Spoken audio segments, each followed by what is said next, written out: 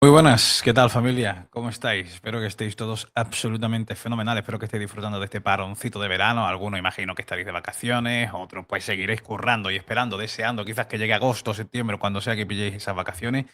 Este va a ser posiblemente el último vídeo que grabe, bueno, no, mentira, a la tarde grabo con Óscar Aro, pero podríamos considerar que dentro de esas charlas va a ser posiblemente el último vídeo que grabe. Para la semana que viene tenéis contenido absolutamente maravilloso en el canal, de verdad, absolutamente maravilloso. Tenemos charlas ya grabadas con Mica Pérez de Fast and Curious, con Nico Abad, con Dieguito Lacabe, vais a tener con Óscar Aro, con Raúl Jara, obviamente también con Tesouro. O sea, todos los días van a estar completos prácticamente.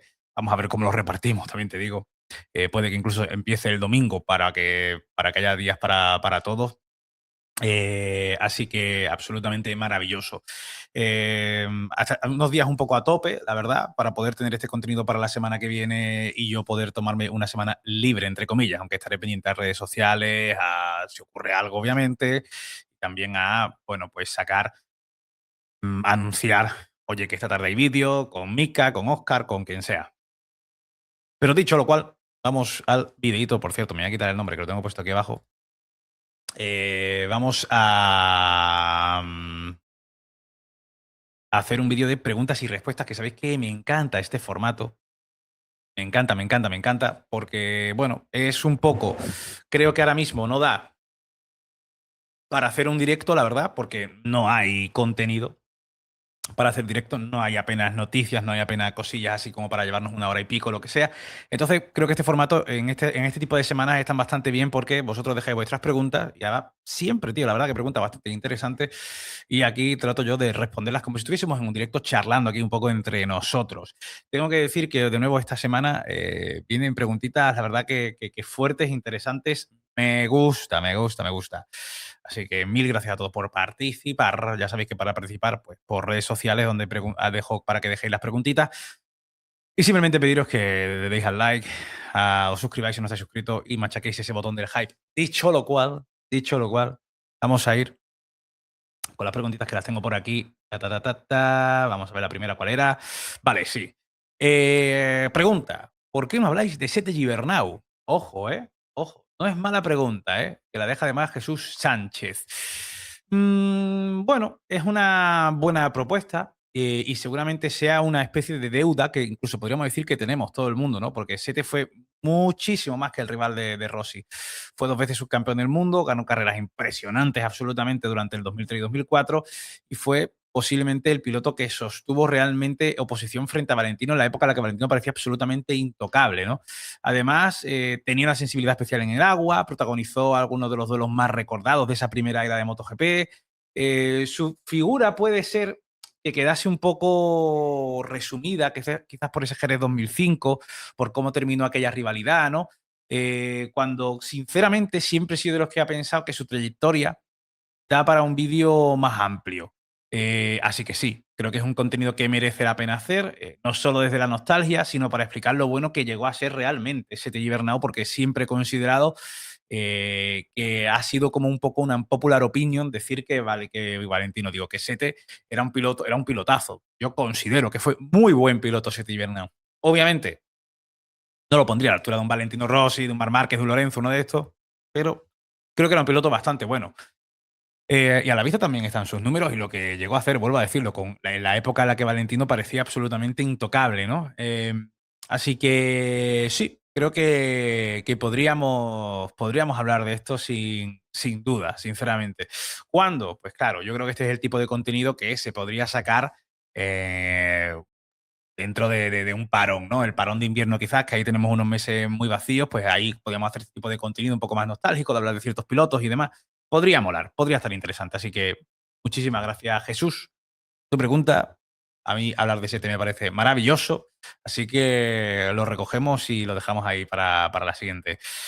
A ver, segunda pregunta. ¿Crees, ojito, Fran, que la deja el tío 15? ¿Crees que Pedro en 2027 estará por encima de Marc sin experiencia en Ducati? Uf.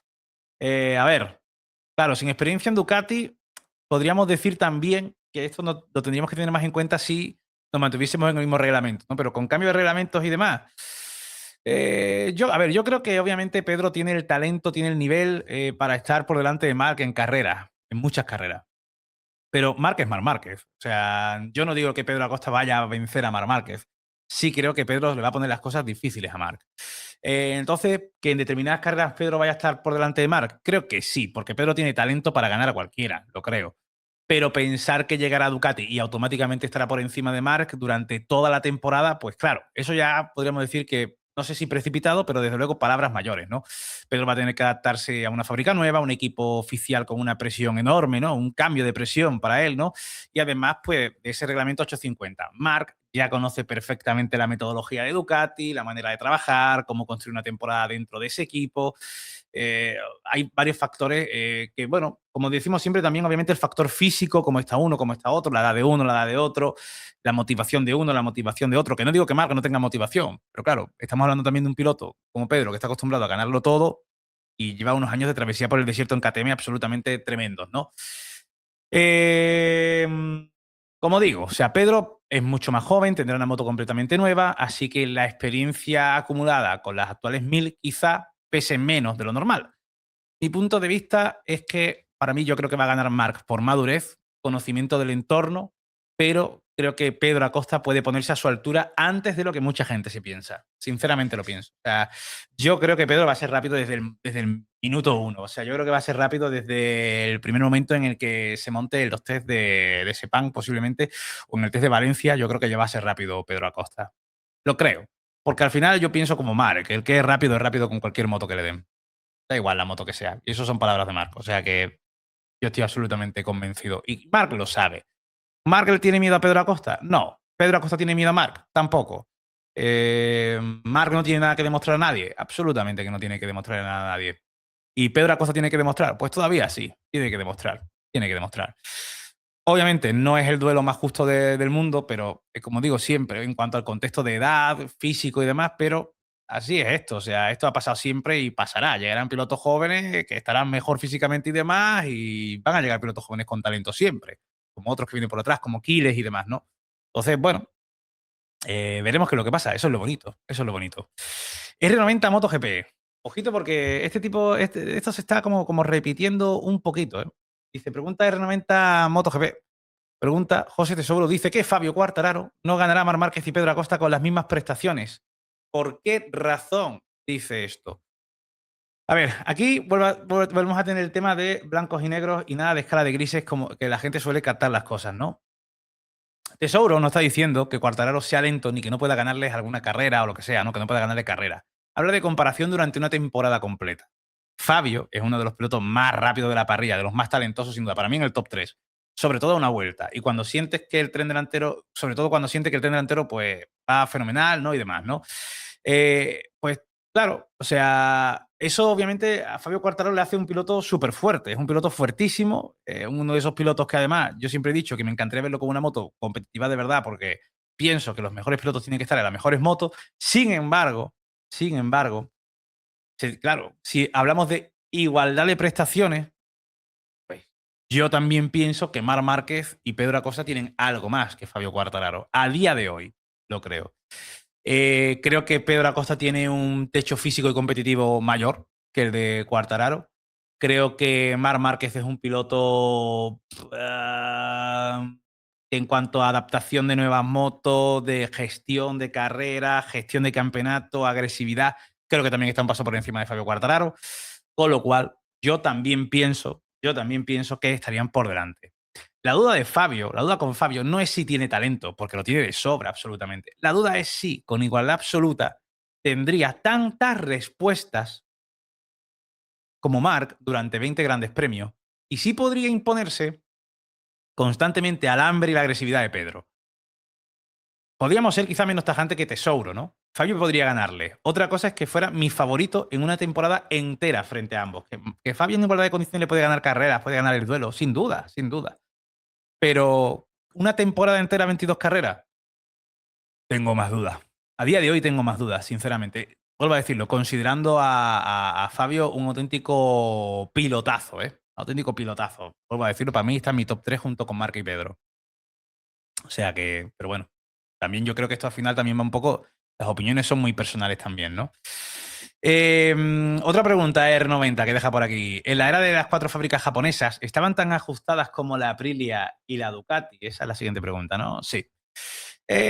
Bueno, a ver, aquí hay que decir que no exactamente. No exactamente, ¿no? Tendemos a recordar aquella época muchas veces como una gran igualdad entre Honda, Yamaha, incluso si metemos las otras japonesas, ¿no? Suzuki, Kawasaki, pero hubo diferencias importantes. En los primeros años de las 4 tiempos, Honda tuvo una superioridad técnica considerable, considerable. Yamaha sí que dio un salto enorme cuando llegó a Valentino en el 2004, mientras que Kawasaki y demás tuvieron momentos competitivos, ¿no? Algunos momentos sueltos, pero no sostuvieron el mismo nivel durante campeonatos completos, vamos, ni por asomo. Hoy Aprilia y Ducati pues pueden colocar varias motos y varios pilotos delante el mismo fin de semana. En aquella época había más variedad visual de fabricantes, pero no necesariamente, creo, más igualdad real.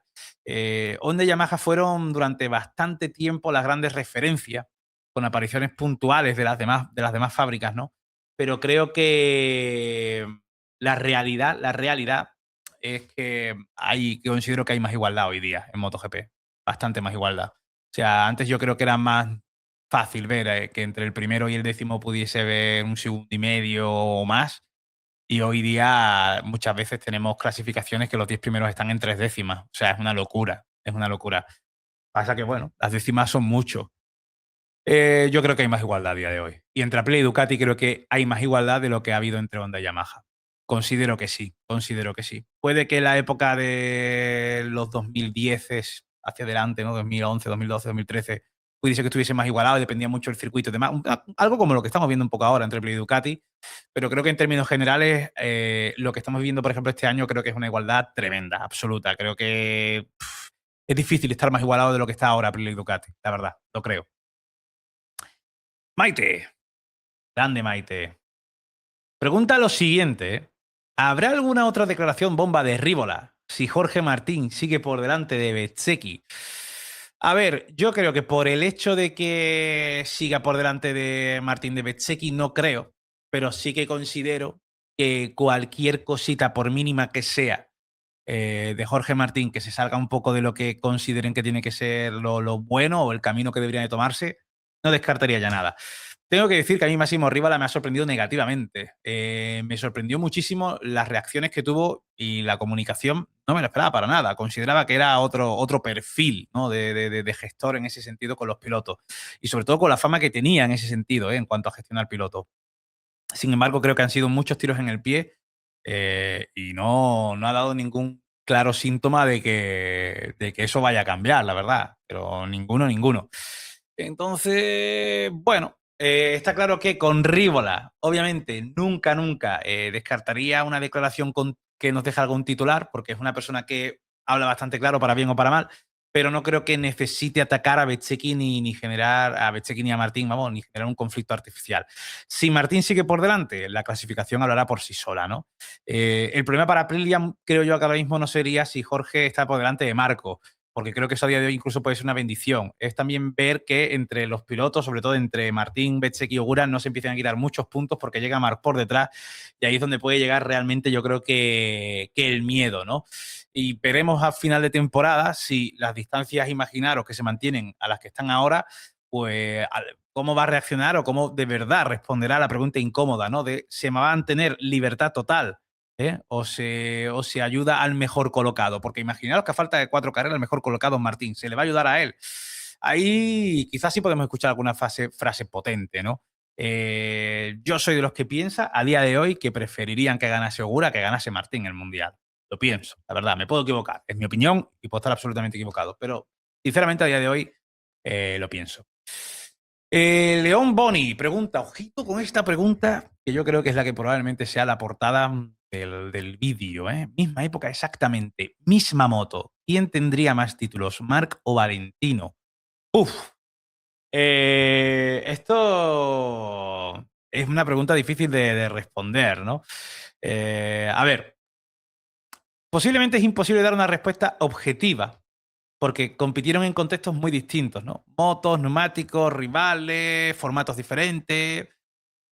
Creo que Valentino Rossi tenía una capacidad extraordinaria para leer las carreras, para gestionar psicológicamente a sus rivales y posiblemente convertir el campeonato en su terreno, en todos los sentidos. Hay cada uno que lo lea como quiera. Marc, por su parte, probablemente tiene una capacidad de adaptación mucho más extrema, un techo de pilotaje mucho más alto que pocas veces hemos visto. Yo creo que. Yo creo personalmente que elegiría a Marc. Yo creo que Marc, en igualdad de condiciones, y estando los dos, o sea, con misma época, me imagino que también te refiere que los dos tengan la misma edad o lo que sea. Yo creo que Marc estaría por delante. Porque creo que Marc tiene una capacidad mayor para ser rápido con cualquier tipo de moto en cualquier circunstancia. Valentino, obviamente, en su prime, que además su prime no considero que fuese tan joven, o sea, es joven, pero su prime para mí llega cuando le ponen a Jorge Lorenzo al lado. O sea, ahí para mí es cuando ahí vimos verdaderamente al Valentino Rossi más fuerte, cuando tuvo que sacar ese plus que antes no le habían obligado a sacar anteriormente en su carrera deportiva, ¿no? Eh, yo creo que Marc está un paso por delante, pero considero que Marc está un paso por delante, te diría, de cualquier piloto en la historia del motociclismo en cuanto a pilotaje, porque creo que, vuelvo a decirlo, la capacidad de adaptación que tiene Marc creo que no se ha visto antes. Creo que la capacidad de y bueno, y te voy a decir más, y muchas cosas que está mostrando ahora, de esa capacidad de gestión, de saber cuándo y cómo, de cómo le ha hecho más fuerte precisamente pasar por esa travesía por el desierto. Creo que Marc en pista creo que sería mejor que Valentino. Fuera de pista, Valentino sería mejor que Marc. Y ambas cosas, en un deporte tan potente y con tanta influencia en muchos sentidos, ambas cosas son válidas a la hora de luchar por un campeonato. Sin embargo, creo que Valentino igualmente a nivel psicológico se encontraría en una roca con Marc, como él ya mismo pudo comprobar, ¿no? Pero vuelvo a decirlo, creo que Marc tiene muchas más herramientas de pelearse con motos que tengan trenes delanteros más complicados, salvar situaciones imposibles, adaptarse a estilos distintos. Por eso creo que ahí le daría una ventaja. No una super ventaja, pero sí una pequeña ventaja. Pero bueno, no creo que uno arrasara al otro. En estando los dos en su prime, no creo que uno arrasara al otro. La verdad, no creo que Marc arrasase a Valentino, ni Valentino arrasara a Marc, ni mucho menos. Si dijésemos a 10 mundiales, pues a 10 mundiales Valentino posiblemente le ganaría algunos a Marc, pero creo que Marc ganaría la mayoría. O sea, mínimo, mínimo Marc ganaría 5+1 de 10 mundiales. La verdad, lo creo. No creo que se repartiese 50-50 entre los dos. Sinceramente creo que no. Creo que Marc de 10 mundiales le podría ganar 7 a Valentino. Igualmente creo que es una rivalidad ajustada, y posiblemente si dijésemos misma época, si nos llevásemos a épocas distintas motos, habría que ver también, ¿no? Pero creo que Marc está un paso por delante de Valentino Rossi como piloto. O sea, yo personalmente estoy convencido de que sí, de que como piloto está un paso por delante. Donde siempre creo que Valentino está un paso por delante de todos, creo que es en el icono, en la figura, ¿no? Que ha sido Valentino Rossi. Eso creo que va a ser muy difícil de que venga otro piloto que sea capaz de igualar eso. Pero bueno, lo vuelvo a decir. Exactamente la pregunta de Leon Boni, misma época, exactamente mismo moto. ¿Quién tendría más títulos, Marc o Valentino? Creo que Marc, la verdad. Espero que te haya gustado la respuesta. Daniel Villa, 1986. Buenas, Fran. ¿Ves capaz el año que viene a Pedro Acosta de ser campeón del mundo? Bueno, esto más o menos lo hemos respondido antes. A ver, capaz, por supuesto que capaz. ¿Favorito desde el primer día? No necesariamente. Va a llegar el equipo oficial Ducati compartiendo box con un animal como es Marc Márquez dentro de un reglamento completamente nuevo. Eso al final va a significar que tendrá una moto potencialmente ganadora, pero nadie sabe todavía qué fabricante pues habrá interpretado mejor las 850, ¿no? Pedro ya ha demostrado que puede marcar diferencias con una moto que no está al nivel de las mejores. En Ducati obviamente va a tener mejores herramientas, va a tener más herramientas, pero también mucha más presión y al compañero más complicado que puedes tener, ¿no? ¿Puede ser campeón en 2027? Sí, pero yo esperaría, no iría tan rápido. Hay que esperar a ver su adaptación, cómo empieza la convivencia con Marc, antes de colocarle como favorito absoluto. Hay que ver. Porque para mí, de primeras, cualquier box en el que esté Marc Márquez, el que empieza como favorito de ese box es Marc Márquez. Y vuelvo a decirlo, ya sabéis que, y a mí me encanta Pedro Acosta, igual que me encanta Marc, ¿eh? A mí Pedro Acosta me encanta, me parece un pilotazo, me parece el piloto con más talento que ha salido desde Marc Márquez en el campeonato mundial, pero también soy de los que dice que Pedro tiene que subirse a esa moto y demostrar. Tiene que demostrar. Cuando se monte a esa Ducati tendrá que demostrar hasta dónde puede llegar. Entonces, calma. La suerte es que de aquí a no demasiado ya ya estaremos viéndolo. O sea, vosotros pensáis que de aquí a un año, dentro de un año estaremos en mitad ya del Mundial 2027. Es una locura. O sea, en medio año estamos comenzando temporada, ya 27. Es maravilloso. Maravilloso. Siguiente pregunta que deja Gabriel Lara. Ojito con la pregunta esta, ¿eh? ¿Crees que Fermín merecía subir a MotoGP? Su segunda temporada de Moto 2 fue muy mala. Mira, voy a responder rápido. Primero voy a decir sí, merecía subir. Aunque es verdad que su última etapa en Moto 2 no fue tan sólida como esperábamos todos. Pero creo que Ducati al final no lo fichó por una clasificación aislada. Le fichó porque había terminado el 23 absolutamente tremendo, ganando 5 carreras, cerrando además con 4 victorias consecutivas. Aquello creo que mostró una velocidad y un potencial fuera de lo normal para un piloto tan joven, ¿no? Después, obviamente, pues les vimos con irregularidad, errores, casi cambio de neumático quizás no le vino bien, momentos en los que parecían no justificar del todo, ¿no? ese movimiento hacia Ducati, ¿no? Pero bueno, creo que muchas veces se premian más otras cosas más que los resultados, ¿no? Gigi Dall'Igna apostó por él, porque posiblemente le vería que tiene unas características que pueden funcionar especialmente bien en MotoGP. Y creo que viendo lo que Fermín está demostrando en la categoría reina, creo que Ducati tuvo razón en apostar por él.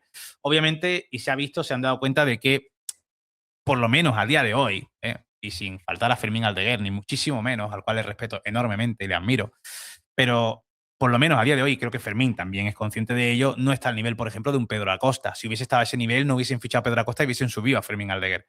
Pero la realidad es que no ha sido tan así. También es cierto que, si somos justos, la temporada, por ejemplo, a mí de rookie del año pasado de Fermín Aldeguer, aunque gana una carrera que absolutamente maravilloso, fue una carrera de dientes de sierras tremendo. O sea, tuvo algunos picos de brillantez muy buenos, pero después muchísimas carreras que no aparecía. Y fue la última Ducati, incluso por detrás de Morbidelli. Entonces, bueno, pues todas estas cosas se tienen también en cuenta. ¿Creo que es un piloto con nivel para MotoGP? Creo que sí. Creo que también el contexto de esta temporada es muy difícil porque se lesiona gravemente y además la caída fue bastante más dura y más crítica de lo que mucha gente se piensa. Igual que la que ha tenido en Assen, que también es más crítica de lo que mucha gente se piensa. Eh, se perdió la pretemporada entera, incluso la primera carrera del año. Y aún así, fíjate, ha hecho podio, estaba allá arriba. O sea que, bueno, yo creo que sí que tiene nivel para MotoGP. La verdad, creo que sí. Creo que sí.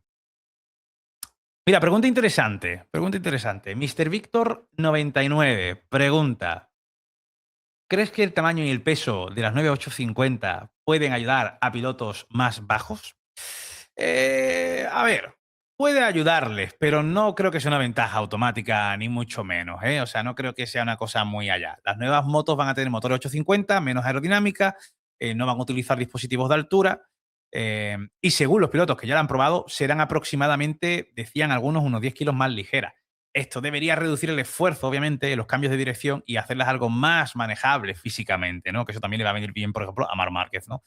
Un piloto pequeño puede beneficiarse de tener que mover, pues, menos masa, ¿no? Especialmente en circuitos muy físicos. Pero la estatura también influye en la capacidad de cargar peso sobre la rueda. Estabilizar la moto en frenada, generar palanca en determinadas situaciones. No creo que las 850 vayan a convertirse en motos para pilotos bajos, la verdad. No creo que vaya a ser tan radical, pero probablemente sí que vaya a reducir algunas desventajas físicas. Pero creo que seguirá importando mucho la ergonomía, el estilo y al final cómo diseñe cada fabricante su moto. Es decir, no creo, la verdad, no creo que vaya a ser una cosa tan radical. No creo que vaya a ser una cosa tan radical. ¿Que puedan notar físicamente algo? Sí, pero algo como para que todos los pilotos bajos vayan a marcar la diferencia ahora, no, no lo creo. Sinceramente no lo creo. Muy buena pregunta, ¿eh? La verdad que últimamente las preguntas y respuestas estoy dejando muy buenas preguntas, ¿eh? De verdad, o sea, muy agradecido a vuestra participación. Iván 2102 pregunta lo siguiente, ojito, ¿eh? ¿Quién crees que se ha equivocado de todos los pilotos que han hecho cambio de marca? A ver, a día de hoy diría que ninguno se ha equivocado, ¿vale? Es pronto para decir esto, porque en 2027 cambia prácticamente todo. Entonces, juzgar los movimientos según el nivel actual de las motos, pues puede ser engañoso. Obviamente, yo creo que la respuesta fácil, si te tuviese que responder algo a día de hoy, te diría, bueno, pues Alex Márquez y Jan Antonio se van a una KTM, que fíjate cómo está KTM, ¿no? Y estando en ellos en una Ducati. O fíjate Ogura y Jorge Martín, que se van a una Yamaha, viendo cómo va la Aprilia y viendo cómo está Yamaha, ¿no? Claro, si lo vemos así, sí, ¿no? Si lo vemos así, podríamos decir que estos son los pilotos que se pueden haber equivocado, ¿no? Pero son decisiones tomadas pensando en una nueva reglamentación, no únicamente en las motos que vemos ahora, ¿eh? Aunque parece que no va a haber demasiado cambio en el orden, ¿eh? El movimiento que veo incluso hay un movimiento que veo con riesgo, que la mayoría de la gente no lo ve, y entiendo que no se vea como riesgo, y esto va a ser un poco, como diría Diego Lacabe, producción en la CABE, va a ser producción Santa Clara, y no os volváis loco cuando lo diga, pero quiero que le deis una vuelta al tema. Voy a decir que es Quartararo hacia Honda. Y vosotros diréis, joder, Quartararo hacia Honda. Y voy a decir, sí, por lo siguiente, ¿vale? Antes de que escribáis nada en la caja de comentarios, voy a explicarme. Lo digo porque considero que Fabio Quartararo está en un estado ahora mismo mental bastante gastado, cosa que entiendo y considero normal después de todo, ¿no? Todo lo que está ahí aguantando y soportando en Yamaha. Sin embargo, eh, mi mayor temor con Quartararo es que llegue el año que viene y Honda esté en una situación similar a la de ahora y a Quartararo no le dé para mucho. O no le dé para lo que él piensa que va a ser. Y entonces mi miedo es ver qué es lo que puede ser de Quartararo, ¿no? En ese sentido. Porque quizá a lo mejor hubiese disfrutado más irse a un Gresini Ducati competitivo al final del día que irse a Honda a ganar dinero y con la esperanza de que sí van a ser competitivos. ¿Honda puede ser una moto competitiva el año que viene? Puede ser, puede ser. No voy a decir yo que no, ¿eh? Aunque ahora mismo ya os digo que incluso desde la misma HRC te dicen que a día de hoy en los test el orden que tenemos es lo que tenemos más o menos ahora mismo con las 1000, ¿eh? Y eso te lo dicen desde Honda. O sea, que eso también tenéis que tenerlo en cuenta. ¿Se ha equivocado Quartararo yéndose a Honda? Creo que irse a Honda nunca es una equivocación, pero en el contexto de Quartararo, quiero decir, de estar en un sitio en el que no está consiguiendo resultados, está amargado por no conseguirlo, irte ahora a otro sitio que quizá no cambie demasiado la historia, pues habrá que ver, habrá que ver. Entonces, el año que viene puede que consideremos que se equivocó y que quizás habría sido mejor hacer el movimiento que ha hecho Mir, por ejemplo, irte a una Gresini y tener una moto competitiva y por lo menos divertirte cada fin de semana. Pues puede ser, puede ser. Entonces, bueno, ¿quién se ha equivocado? No creo que a día de hoy vuelva a decirlo, ¿eh? Igualmente, se haya equivocado nadie, porque creo que es pronto, pero por tirarme un triplazo mágico, ¿eh? Y ojalá a Quartararo le vaya fenomenalmente bien, pero por tirarme un triplazo, voy a decir que puede que se equivoque Fabio Quartararo y puede que eso lo veamos después reflejado en él, ¿eh? Es una opinión ahí un poco, bueno, que para cogerla con pinzas, que habrá que ver si ocurre o no. Está muy supeditada a lo que ocurre, a lo que ocurra, ¿no? Entonces, bueno, vamos a quedarnos ahí.